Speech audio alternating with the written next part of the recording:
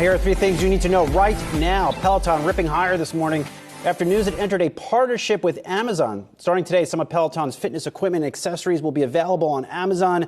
This will include its bike and Peloton Guide, but not its higher value treadmill and Bike Plus. And you can see shares of Peloton really rocketing higher. We're up close to 10% on this news. Really, not a big announcement per se, but perhaps only likely to fuel that speculation that Amazon could at some point buy Peloton, because the way I'm thinking about it, it's not really too different from them spending almost $2 billion a couple weeks ago to buy iRobot. Yes, of course, one is a fitness gear, one is a vacuum cleaner, but still playing in the same sphere. I mean, Peloton right now, it's carrying a market cap of about $4 billion. You slap a premium on that, you're still sitting, below $6 billion if Peloton even was to accept a price like that. But then you also have to think about the fact that so many of the consumers that are on Amazon, what would this actually mean for them when they have other options that are on the platform that they can pay as little as $120 for a stationary bike, even up to that full price. And the prices that we were looking at for the Peloton options that they're going to be bringing to the site, it's largely some of the original Pelotons and the Guide as well that came out, and that's running in excess of about $250, $280, something in that range.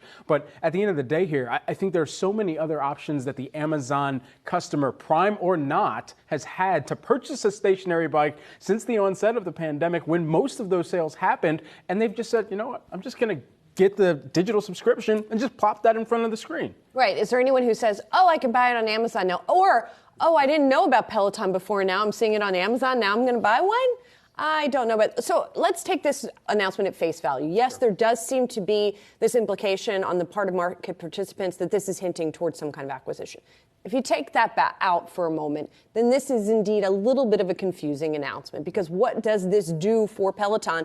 And P.S., Amazon ain't doing this for free. Peloton obviously is going to have to give up something, pay Amazon, give them a piece of sales, what have you, in order to get this deal. So the return on investment here is a little bit confusing to me. There's one more thing I want to mention that caught my eye as soon as Brian Sozzi pointed this out to us this morning. There is an option here for people to buy the bike unassembled and assemble it themselves, or they can pay a little more and get it assembled. Which reminds me of nothing more than IKEA, right? Which is not something you want to associate with what is presented as a premium fitness product.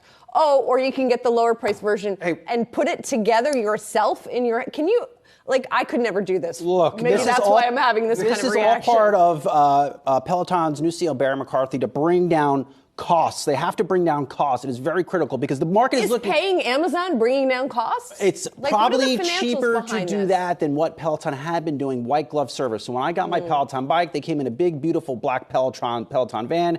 They came into my home literally with white gloves, and they put this thing together and worked through with me how to use the software. I really enjoyed the experience, and I'm glad I don't have to put my Peloton bike together. It's not something I would like to do. But keep in mind 2 things. First, you have Barry McCarthy presenting at the Goldman Sachs Tech Conference on the schedule next month. If there was a deal happening, he's not going to that conference. That's first off. Nothing's imminent. Number 2, this company reports earnings later this week, and it is very important. I think the market wants to get some sense that Peloton could be free cash flow positive over the next 12 months as a result of all the initiatives that McCarthy is putting forward, which really focuses on broadening out the user base here, and that's what you're seeing with Amazon, but also to bringing down costs. Amazon is a distribution channel. There will be the affiliate fee, most likely, that Amazon tacks onto this, especially if there's some type of prominent landing page that Amazon will give Peloton. You imagine that they're going to give them that type of experience. But at the same time, Amazon, even to the point that you were mentioning earlier, even if they partner with a company like a Peloton, they don't have a history of then going and actively aggressively pursuing an acquisition of that company too. Kohl's, prime example there. We're still talking about Kohl's as a publicly traded company. They don't want Kohl's. No, they don't want Kohl's. So Amazon is right in that regard. Right. So what is to really show at this point that they would want to get further into a consumer connected device fitness part of the market, where you, at a time where just when we were talking to Planet Fitness CEO a few weeks back, you've got people going back into those gym experiences because they want the IRL connections there. But then at the same time, you have so many people that have already either purchased the fitness trackers, purchased some of the other wearables, other ways to stay connected to their fitness. Yeah, this whole thing, also the strategy of coming out with this announcement a day before earnings. Yeah, well, earnings are not slated to be great. Right, well, it's a little confusing.